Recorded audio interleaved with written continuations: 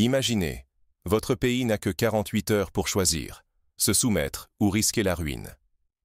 Au cœur de la nuit, un télégramme surgit sur le bureau du président du Burkina Faso. Ces mots claquent comme un coup de tonnerre. Transférer sur le champ 70% des réserves nationales d'or, soit 5,6 milliards de dollars, ou subir des sanctions capables de broyer toute une nation. Cet ultimatum ne vient pas d'un rival traditionnel. Il porte la griffe du G7 et du Fonds monétaire international, personnifié par Donald J. Trump en personne. Ce n'est plus un simple bras de fer. C'est l'avenir d'un continent suspendu à une décision. Guerre économique déguisée ou opération politique? Nul ne le sait vraiment, mais l'urgence est absolue. La planète s'enflamme. Pour certains, c'est une agression financière d'une violence inédite. Pour d'autres, un test sinistre de loyauté envers le nouvel ordre. Mais pour le Burkina Faso, le dilemme glace le sang. Obéir, c'est se dépouiller de ses richesses, courber l'échine sous la domination. Résister, c'est risquer l'isolement, voir les marchés se fermer et la tempête des sanctions s'abattre sans pitié. La politique mondiale bascule. Ce n'est plus une partie d'échecs, mais une roulette russe où la survie d'une nation, et peut-être celle de toute l'Afrique, se joue sur un fil. Le monde retient son souffle. Comment a-t-on pu en arriver là? Pour comprendre ce jeu dangereux, il faut explorer la toile géopolitique et financière qui a placé le Burkina Faso au cœur de la tempête. Les racines de cet ultimatum plongent dans des décennies de rapports de force, de dettes cachées et de guerres silencieuses autour des ressources africaines. Revenons en arrière, à l'origine de l'engrenage. Imaginez les années 60, l'Afrique fraîchement indépendante.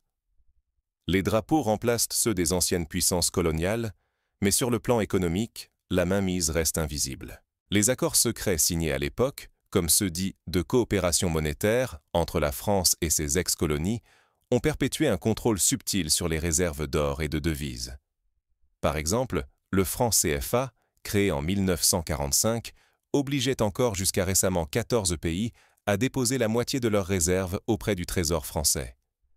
Une réalité qui, aujourd'hui encore, pèse sur la liberté de décision. La souveraineté brandie dans les discours masque-t-elle une dépendance profonde? Sous les formules officielles, une réalité glaçante s'impose. L'Afrique subsaharienne, surtout le Sahel, demeure prisonnière d'un système financier dessiné, imposé et contrôlé par le Nord. Les capitaux, les règles, les critères d'octroi des crédits, tout se décide loin de Bamako, Niamey ou Ouagadougou. Prenons l'exemple du Ghana en 1983. Le pays, frappé par une grave crise économique, sollicite le Fonds monétaire international.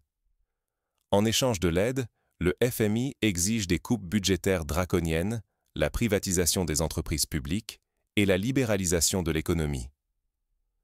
Le Ghana retrouve une croissance, mais au prix d'une dépendance accrue et d'une explosion de la pauvreté pour des millions de ses citoyens. La même histoire se répète de Lagos à Abidjan, à chaque fois que les partenaires internationaux interviennent. Au sommet, le Fonds monétaire international et les puissances du G7 dictent la cadence. Ici, les réserves nationales se transforment en levier politique. Le Burkina Faso, en apparence maître de ses richesses, voit son or, ses devises, son pétrole soumis à une surveillance permanente. Un simple courrier venu d'une capitale occidentale peut sceller le sort de ses ressources. La dette, elle, plane comme une épée de Damoclès. Rares sont les gouvernements africains qui osent investir massivement sans attendre le feu vert de Bruxelles, Washington ou Londres. Quand l'ultimatum tombe, il n'a pas la forme d'une menace, mais d'un rappel. Pour rester dans le cercle, il faut se plier aux règles, ou payer cher sa désobéissance. Ce jeu d'apparence dure depuis plus de 50 ans. L'aide internationale s'accompagne toujours de conditions strictes. Les réformes exigées étranglent l'innovation locale et l'autonomie des politiques publiques. La souveraineté réelle s'efface, remplacée par l'angoisse de rassurer les marchés ou d'honorer des dettes fixées ailleurs. Croire à l'indépendance économique relève de l'illusion dangereuse. Refuser de voir cette toile d'araignée, c'est condamner toute émancipation à l'échec. Comment bâtir une Afrique forte si ses ressources obéissent encore à des injonctions étrangères? La richesse collective, la stabilité sociale, la crédibilité internationale, tout dépend de la capacité à briser ces chaînes invisibles. Mais que peut faire un pays comme le Burkina Faso lorsque le couperet tombe? Subir la crise ou tout risquer sur un sursaut inattendu? La réponse du leadership burkinabé va secouer les certitudes, bien au-delà de ses frontières. Un ultimatum sans précédent s'abat sur Ouagadougou. Céder 70% des réserves d'or nationales. Cette exigence va forcer le pays à choisir entre soumission et rupture. Face à l'ultimatum du G7 et du Fonds monétaire international, céder ou riposter? Le Burkina Faso vacille au bord du gouffre, mais le président Ibrahim Traoré refuse toute capitulation. Défendre l'or devient un acte de foi et de survie nationale. En pleine nuit, Traoré réunit d'urgence ses ministres, des chefs militaires et des ingénieurs civils au palais. Le mot d'ordre est sans appel. Plus un gramme d'or ne doit quitter le pays, quelles que soient les menaces. Un plan inédit prend forme avant l'aube. Une cellule stratégique mêlant ingénieurs, officiers et géologues est constituée. Leur mission, sécuriser chaque once d'or, protéger les données minières, empêcher toute fuite vers l'extérieur. Souvenez-vous de la nationalisation du pétrole mexicain en 1938. À l'époque, le président Lázaro Cárdenas, sous pression étrangère, décide de nationaliser toutes les compagnies pétrolières opérant au Mexique. Malgré le boycott international et les menaces, le pays mobilise sa population, collectant même des bijoux pour payer les compensations. Aujourd'hui, le Mexique reste fier de cet acte de souveraineté. Peut-être le Burkina Faso s'en inspire-t-il à son tour. Mais Traoré va plus loin. Il annonce devant la nation la création du Fonds national d'or et d'argent. Ce fonds n'est pas alimenté par des bailleurs étrangers, mais par des obligations nationales. Chaque citoyen est invité à investir, à devenir actionnaire de l'avenir burkinabé. On se souvient de la Corée du Sud dans les années 50. Après la guerre, le gouvernement sud-coréen organise une collecte nationale d'or où les familles remettent leurs bijoux pour soutenir l'économie. Résultat, en quelques mois, le pays stabilise sa monnaie et pose les bases de son miracle économique. Un exemple qui montre que la mobilisation populaire peut faire basculer le destin d'une nation. Le Burkina rompt avec l'exportation brute de son or. La priorité est désormais au raffinage local et à la vente sur les marchés africains. Cette stratégie vise à briser la dépendance au Fonds monétaire international et à repositionner le pays comme acteur souverain. Le choc est immédiat. La société civile s'embrase. Étudiants, femmes, ingénieurs descendent dans la rue et envahissent les réseaux sociaux. Sur Twitter et TikTok, le mot-clé « si lui peut, nous aussi » déferle, symbole d'une fierté retrouvée et d'une solidarité africaine naissante. Mais la prise de risque est extrême. Un revers plongerait le Burkina Faso dans la ruine financière et sous le feu des représailles internationales. Pourtant, si cette audace réussit, elle pourrait devenir le modèle d'émancipation pour tout le continent. Mais dans l'ombre, les forces opposées affûtent déjà leurs armes. Le compte à rebours a commencé. Et si, pour la première fois, l'Afrique imposait ses propres règles? Lorsque le Burkina Faso refuse l'ultimatum du G7 et du FMI, céder 70% de ses réserves d'or, une onde de choc traverse le continent. Les médias internationaux, fidèles à un récit anxiogène, prédisent le chaos. Pourtant, sur le terrain, c'est l'inverse. La jeunesse déferle dans les rues de Ouagadougou, de Bamako, de Niamey, brandissant des milliers de drapeaux africains. La fierté balaie la peur. Les divisions s'effacent sous la pression populaire. Autour du Burkina, le Mali, le Niger et la Guinée se dressent en alliés indéfectibles. Les chefs d'État multiplient les déclarations communes et, fait inédit depuis les indépendances, envoient des contingents militaires pour protéger le pays frère. Cette solidarité, à la fois militaire et diplomatique, rappelle à tous que l'Afrique sait serrer les rangs quand ses intérêts vitaux sont en jeu. Bousculant les schémas hérités, de nouveaux partenaires entrent en scène. La Chine propose des infrastructures modernes, accorde des crédits sans l'humiliation des conditions. La Russie livre des systèmes de défense et des drones. D'autres puissances d'Asie ou d'Amérique du Sud signent, de gré à gré, des accords commerciaux directs.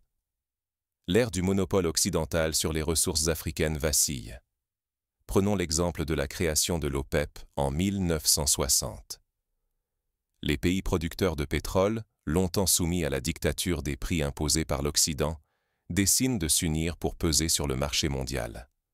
Résultat, les chocs pétroliers des années 70 renversent la donne, imposant le respect de la souveraineté énergétique. Aujourd'hui, l'Afrique de l'Ouest rêve d'une OPEP des ressources minières. S'inspirant de l'OPEP, les pays d'Afrique de l'Ouest annoncent une coalition minière centrée sur l'or, le lithium et l'uranium. Ensemble, ils fixent des quotas, négocient en bloc, rêvant d'imposer leur poids sur les marchés mondiaux. Désormais, l'Union ne se fonde plus sur l'aide ou la charité, mais sur une stratégie de souveraineté économique. Face à cette audace, les marchés financiers paniquent. Les valeurs minières plongent, l'euro et le dollar vacillent, la City et Wall Street redoutent un effet domino. Les agences de notation menacent de dégrader le Burkina Faso, mais cette fois, le peuple tient bon. Le chantage n'effraie plus. Pour la première fois, la peur change de camp. Au cœur de la tempête, le capitaine Traoré devient icône. Des rives du Sénégal aux plaines namibiennes, la jeunesse s'embrase, portée par l'effet Traoré.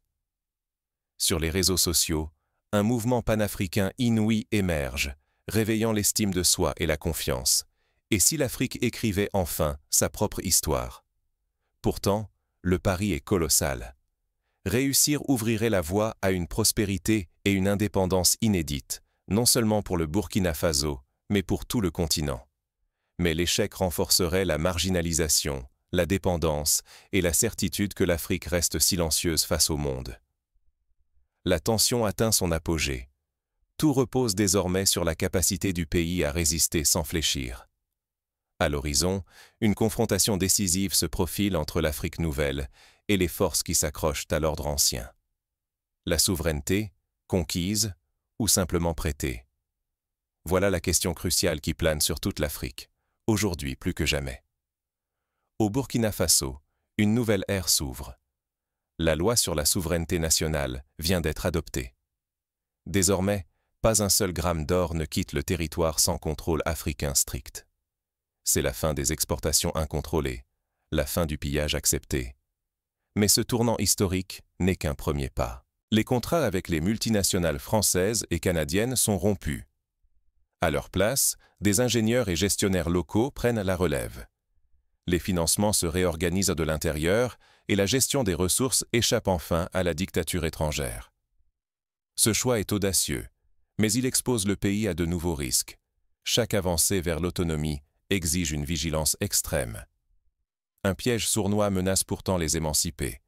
Pensez qu'il suffit de remplacer l'Occident par la Chine, la Russie ou d'autres puissances émergentes. L'histoire l'a démontré à maintes reprises. Changer d'acteur sans changer de modèle ne fait que déplacer la dépendance. La coopération internationale n'est bénéfique que si elle s'appuie sur l'égalité, la transparence et le respect réciproque. Sinon, la domination ne change que de masque. Regardons l'exemple de l'Angola après la guerre civile. Dans les années 2000, le pays signe des contrats massifs avec la Chine pour développer ses infrastructures. Rapidement, il devient dépendant de la dette chinoise et une nouvelle forme d'influence s'installe. La leçon est claire. La souveraineté ne doit pas se vendre au plus offrant, mais se construire dans la durée, par et pour le peuple. Le défi suprême n'est donc pas seulement de dire non à l'ancien maître, mais de refuser toute nouvelle soumission.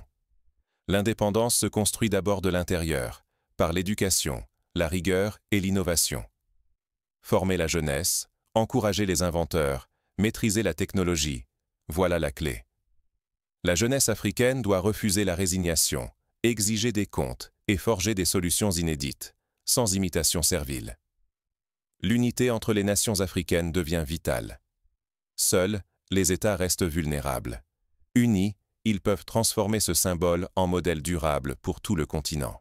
Cela passe par l'éducation, la maîtrise technologique et surtout la capacité à décider librement du sort de ses richesses, sans tutelle ni chantage. Cette opportunité historique s'accompagne d'un risque immense.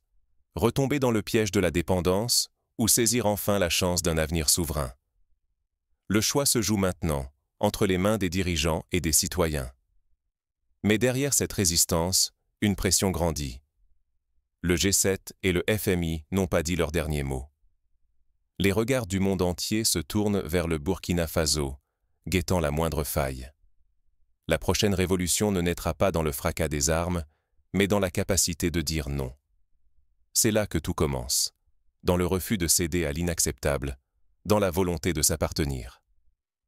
Lorsque le Burkina Faso a rejeté l'ultimatum du G7 et du Fonds monétaire international, il n'a pas seulement opposé un refus, il a allumé une étincelle. Ce geste, sans précédent, dépasse les frontières nationales. Il interroge notre époque. La souveraineté ne se limite plus à des discours. Elle devient une pratique, un engagement collectif, fait de choix difficiles, parfois risqués, mais assumés. Quand 70% des réserves d'or d'un pays deviennent l'objet d'un chantage, chaque décision, chaque silence écrit une page de notre histoire. Le Burkina Faso a choisi de résister, et à cet acte s'est jointe une vague de solidarité africaine, portée par l'espoir d'un nouveau modèle. Un développement construit sur mesure, et non importé. La véritable puissance ne se mesure plus à la taille du territoire ou au nombre d'alliés, mais à la capacité d'affirmer « Ici, nous décidons ». Ce courage, le Burkina Faso l'a incarné. Il a prouvé qu'un peuple qui reprend le contrôle de ses ressources peut choisir sa voie, fixer ses propres règles et se faire respecter, même face aux géants du monde. L'enjeu va bien au-delà de l'économie, c'est la richesse partagée, la stabilité sociale, la dignité retrouvée. C'est la démonstration vivante qu'un destin ne s'achète ni ne se vend. Mais ce combat ne revient pas qu'aux dirigeants ou aux diplomates. Il interpelle chacun de nous. Que vaut notre voix? Sommes-nous prêts à choisir l'autonomie ou préférons-nous la sécurité illusoire d'un ordre imposé? Chaque fois que nous acceptons sans questionner, nous abandonnons un peu de notre souveraineté. Mais chaque fois que nous osons dire non, même timidement, nous participons à redéfinir les équilibres du monde. Nos voix, nos choix, pèsent dans la balance, ou nous condamnent à rester spectateurs d'un nouveau partage du monde. N'oublions jamais ce pouvoir. La révolution la plus décisive commence dans la conscience de chacun. Et pour finir, songeons à des gestes concrets. Quelle action, demain, pourrions-nous engager? Par exemple, privilégier des produits locaux, former des coopératives, soutenir des mouvements citoyens qui s'emploient à renforcer la résilience économique de nos sociétés, prendre part à des débats publics, questionner les choix de nos élus, exiger la transparence dans la gestion des ressources naturelles. Car la souveraineté ne se décrète pas. Elle se construit pas à pas, dans la vie quotidienne, dans la vigilance et dans l'audace collective.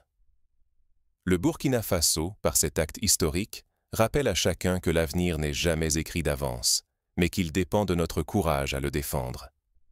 Ainsi, la prochaine page de l'Afrique pourrait s'ouvrir sous le signe de la dignité retrouvée, de l'union et du refus de toute fatalité. À nous tous d'y participer. À vous de